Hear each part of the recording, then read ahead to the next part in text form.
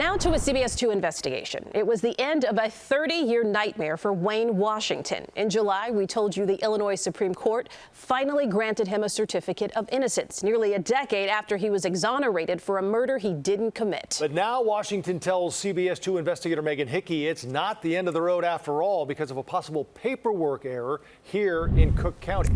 Right, Joe and Erica, Wayne Washington has since moved to Michigan, where he discovered his record still has not been wiped clean, and now he's struggling to get answers from the clerk of the Circuit Court of Cook County. It was stamped September the 13th of 2023. Wayne Washington showed me his most prized possession, his certificate of innocence. In 2015, prosecutors overturned Washington's 1993 murder conviction thanks to new evidence. But there was a snag getting his certificate that officially wiped his slate clean. You punch me up in a computer or you Google search me, and this is what comes up.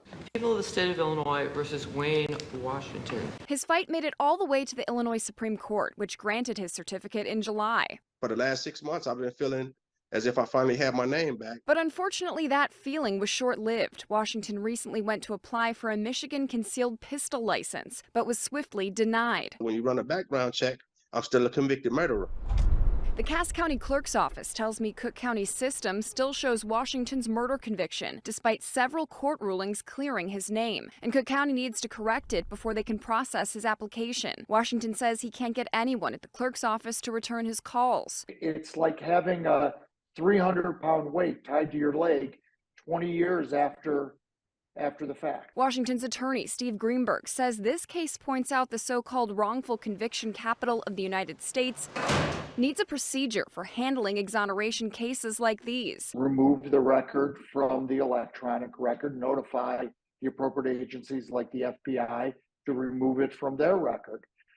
That's an issue where the clerk's office in Cook County just drops the ball, as they do with many things. Because to Washington, it's much more than paperwork. It's his name.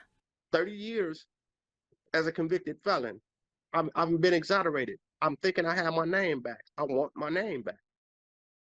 And we reached out to the clerk of the Circuit Court of Cook County about this issue. In response, they sent another copy of Washington's certificate of innocence, which does not solve the problem.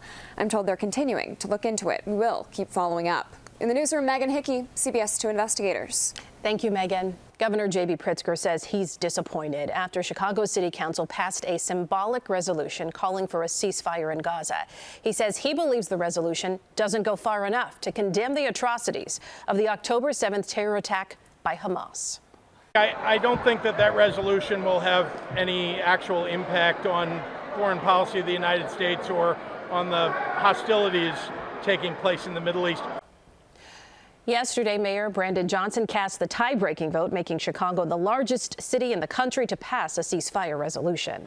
Right now, an investigation is underway to figure out what caused this house to go up in flames in Logan Square. Flames were seen shooting out of a second-story window. Firefighters used a chainsaw to cut into the roof of the home and vent that fire. So far, no reports, though, of any injuries. It's the beginning of a new era for Rainbow Push Coalition as Reverend Frederick Haynes III takes over as the new leader, replacing Reverend Jesse Jackson. 82-year-old Jackson announced in July he was stepping down.